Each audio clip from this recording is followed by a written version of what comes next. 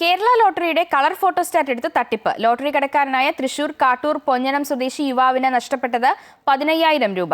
തട്ടിപ്പ് നടത്തിയെന്ന് സംശയിക്കുന്ന ആളുടെ CCTV ദൃശ്യങ്ങൾ പുറത്ത്. കാട്ടൂർ പൊഞ്ഞനം സ്വദേശി നെല്ലിപ്പറമ്പിൽ തേജസ് ആണ് തട്ടിപ്പിനിരയായത്.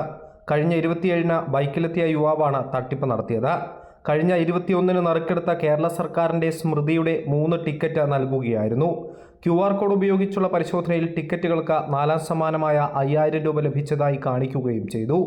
കമ്മീഷൻ കഴിച്ചുള്ള തുക തേജസ് യുവാവിന് നൽകി. എന്നാൽ ടിക്കറ്റ് മാറാൻ തേജസ് ഏജൻസിയിലെത്തിയപ്പോൾ ഈ ലോട്ടറി 23-ന് ആലപ്പുഴ ട്രഷറിയിൽ മാറിയതായി കണ്ടെത്തി.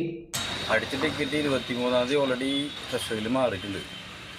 അത് അപ്പോൾ അതിനുശേഷം അടിച്ച ആൾ തന്നെ ആവാനും ചാൻസ് ഉണ്ട്. പിന്നീട് അതിൻ്റെ എല്ലാ സീരിയലും അടിച്ചിറക്കി അത് എല്ലായിടത്തും കൊടുത്തുകൊണ്ടിരിക്കുക. കംപ്ലൈൻറ്റ് പോകാത്തതുകൊണ്ട് മാത്രമാണ് അത് കണ്ടിന്യൂ ചെയ്തുകൊണ്ടിരിക്കുന്നത്. ഒരാൾ എത്രയും പെട്ടെന്ന് പിടിച്ചില്ലെങ്കിൽ ഈ ചെറുകിട കച്ചവടക്കാരൊക്കെ ബാധിക്കുക. സംഭവത്തിൽ തേജസ് പോലീസിൽ പരാതി നൽകിയിട്ടുണ്ട്. കാട്ടൂർ പോലീസ് കേസെടുത്ത് അന്വേഷണം ആരംഭിക്കും. അമൃത ന്യൂസ്, തൃശൂർ.